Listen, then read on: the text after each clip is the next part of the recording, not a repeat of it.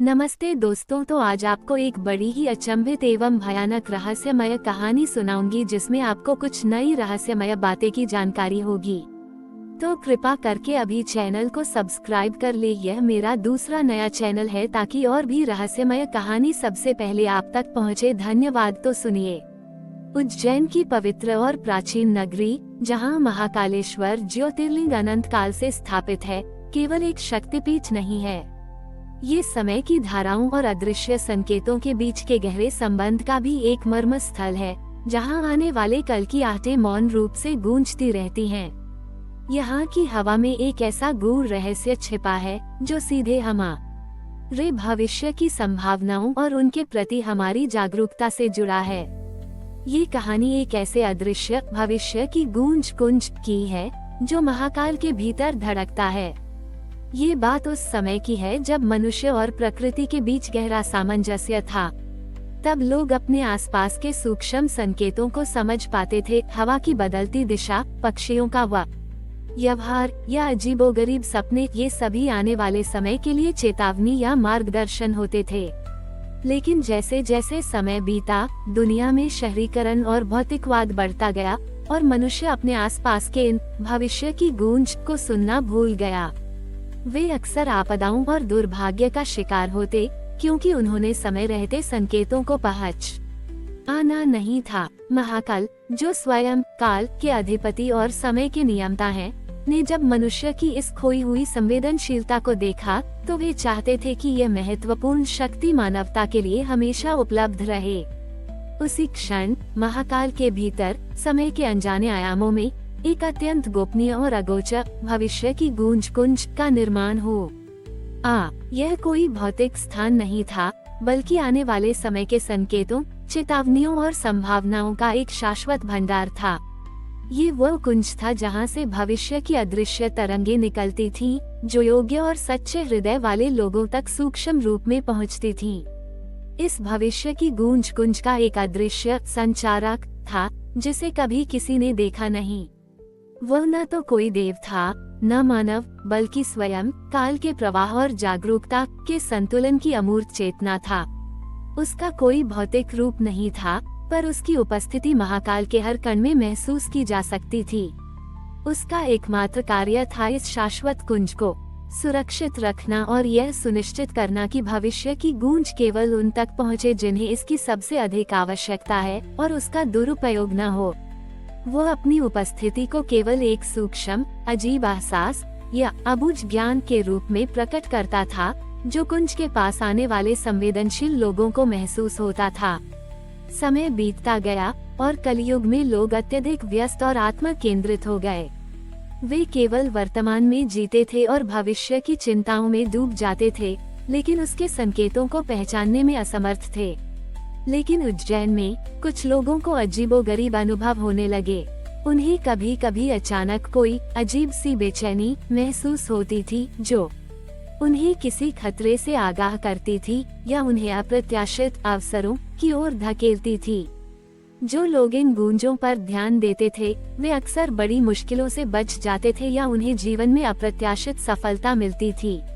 एक बार एक अत्यंत सफल लेकिन अत्यधिक लापरवाह व्यापारी, जिसका नाम समय विमुख था, उज्जैन आया। वह अपने धन और शक्ति पर इतना घमंड करता था कि उसे किसी भी चेतावनी की परवाह नहीं थी। उसे एक बड़े व्यापारिक सौदे में भारी नुकसान होने वाला था, लेकिन वह इससे पूरी तरह अनजान था। उसने सुना था कि उज्जैन में कुछ लोग भविष्य की गूंज की बात करते हैं और वह इसे मूर्खतापूर्ण मानता था। समय विमुख ने महाकाल मंदिर के आसपास अपनी यात्रा शुरू की, लेकिन उसका ध्यान केवल अपने व्यापारिक योजनाओं पर था। उसकी ऊर्जा इतनी प्रबल थी कि उज्जैन की हवा में एक अजीब सी उष्णता फैल गई, जो उसके अहंकार और आने वाले खतरे को दर्शाती थी। उसी रात, जब समय विमुख महाकाल के गर्भगृह के ठीक बाहर बैठा अपनी योजनाओं को अंतिम रूप दे रहा था, तो एक अद्भुत घटना घटी। मंदिर के भीतर से एक सूक्ष्म लेकिन अत्यंत शक्तिशाली मौन प्रतिध्वनि निकलने लगी। ये प्रतिध्वनि इतनी प्रबल थी कि इसने समय विमुख के मन के सभी विचारों को एक पल के लिए शांत कर दिया। उसे लगा जैसे उसके मस्तिष्क में एक अचानक स्पष्टता आ गई हो। उसे लगा जैसे वह अनंत समय के भंवर में डूब रहा हो, जहां उसे अपने आने वाले सौदे की विफलता और उसके कारण होने वाले विनाशकारी परिणामों के दृश्य दिखाई दिए। ये दृश्य कोई स्वप्न नहीं थे, बल्कि एक स्पष्ट यथार्थवादी चेतावनी थी। फिर उस प्रतिध्वनि के केंद्र से एक तेज लेकिन कोमल मार्गदर्शन का आवेग उसकी ओर बढ़ा। यह आवेग कोई शब्द नहीं था, बल्कि एक शुद्ध भावना थी, एक गहरा एहसास जो उसे बता रहा था कि उसे क्या करना चाहिए ताकि वह इस आपदा से बच सके।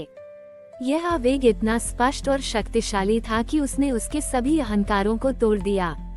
उसे एक अविश्वसनीय मानसिक जागृति और पश्चाताप का अनुभव हुआ। जब यह अनुभव समाप्त हुआ तो समय विमुख हतप्रभ था। उसने तुरंत अपने व्यापारिक सौदे को रद्द कर दिया, भले ही उसे उस समय कोई स्पष्ट कारण समझ नहीं आ रहा था। बाद में उसे पता चला कि वह सौदा एक बड़े घोटाले का हिस्सा था और यदि उसने इसे रद्द न किया होता तो वह बर्बाद हो जाता। उसने कभी भविष्य की गूंज कुंज के संचालक को देखा नहीं था, लेकिन उसे विश्वास हो गया कि उज्जैन में कोई ऐसी शक्ति है जो आने वाले समय के संकेतों को प्रसारित करती है और सही समय पर सही मार्गदर्शन प्रदान करती है। उस दिन के बाद से वह महाकाल का परम भक्त बन गया और अपने जीवन के हर महत्वपूर्ण निर्णय में अंतर्ज्ञान और सूक्ष्म संकेतों पर ध्यान देने लगा। आज भी उज्जैन में जब कोई व्यक्ति किसी बड़ी आपदा से अचानक बच निकलता है या किसी अप्रत्याशित अवसर को सही समय पर पहचान लेता है, तो लोग आपस में फुसफुसाते हैं, महाकाल की भविष्य की गूंज ने उसे आगाह किया था। ये सिर्फ एक कहावत नहीं, बल्कि उस अदृश्य संचालक के प्रति उनका गहरा विश्वास है जो महाकाल के चरणों में रहकर ब्रह्मांडीय समय और जागरूकता का संतुलन बनाए रखता है। उज्जैन का महाकाल मंदिर इसलिए सिर्फ एक धार्मिक स्थल नहीं, बल्कि समय और भविष्य का एक जीवंत केंद्र है, जहां हर भक्त को यह एहसास होता है कि उसे एक अदृश्य शक्ति द्वारा मार्गदर्शन मिल रहा है, जिसकी रक्षा स्वयं महाकाल और उनके अदृश्य संचालक कर रहे हैं।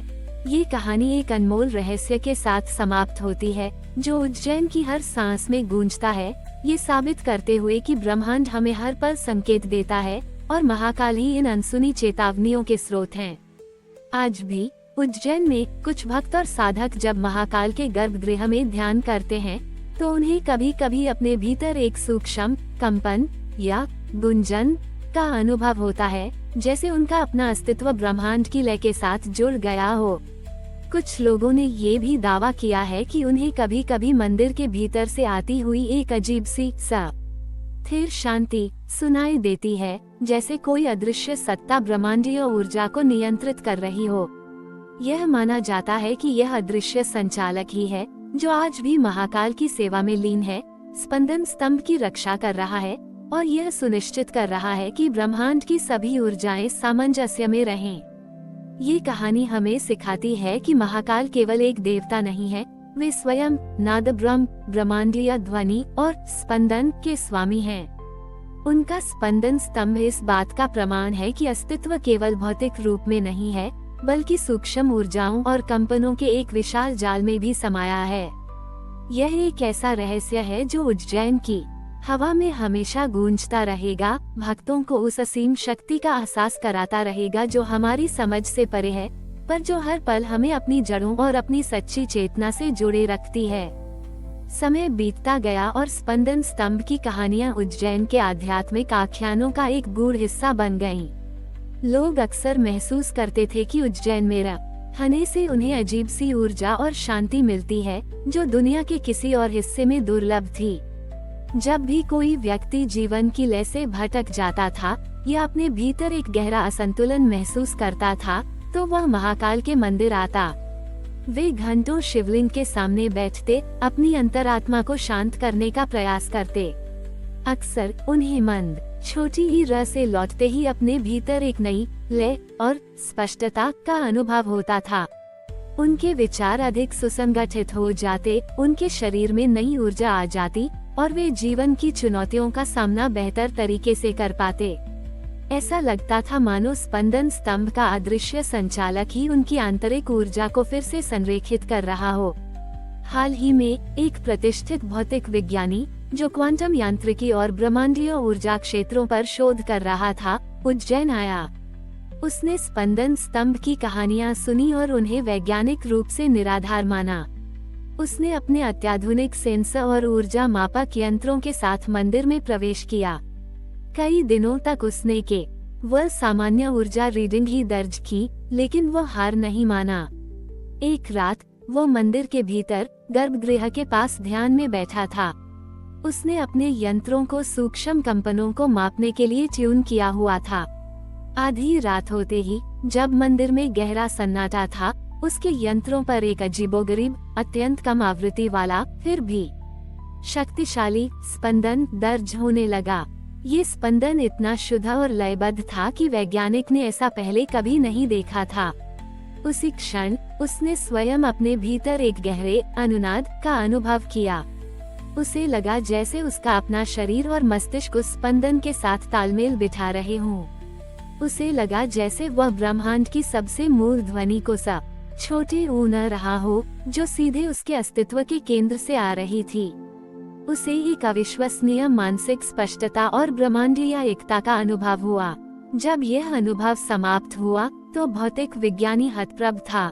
उसके यंत्रों ने ऐसी ऊर्जा तरंगों को दर्ज किया था जिनका कोई ज्ञात वैज्ञानिक स्पष्टीकरण नहीं था। उसे विश्वास हो गया कि उज्जैन में कुछ ऐसा है जो आधुनिक विज्ञान की सीमाओं से परे है, एक ऐसी शक्ति जो सीधे अस्तित्व के मूल कंपन से जुड़ी है। वो कभी स्पंदन स्तंभ के संचालक को देख नहीं पाया, लेकिन उसने उसकी उपस्थिति को अपनी आत्मा और अपने यंत्रों दोनों में महसूस किया। उस दिन के बाद से वह महाकाल का परम भक्त बन गया और अपने शोध में चेतना और ब्रह्मांडीय कंपनों के आध्यात्मिक आयामों को शामिल करने लगा, यह मानते हुए कि कुछ रहस्य ऐसे होते हैं जिन्हें केवल विज्ञान और अध्यात्म के संगम से ही समझा जा सकता है। और इस रहस्यमय स्पंदन स्तंभ की सबसे अनूठी बात यह है कि यह केवल उज्जैन या पृथ्वी तक सीमित नहीं है। माना जाता है कि महाकाल का ये स्पंदन स्तंभ स्वयं संपूर्ण सृष्टि की कंपन और ऊर्जा का स्रोत है। हर परमाणु, हर कोशिका, हर तारे और हर आकाशगंगा का जीवन इसी से संचालित होता है। उज्जैन का महाकाल मंदिर इस विशाल ब्रह्मांडीय का केंद्र बिंदु है, वह स्थान जहां से यह मूल स्पंदन प्रसारित होता है।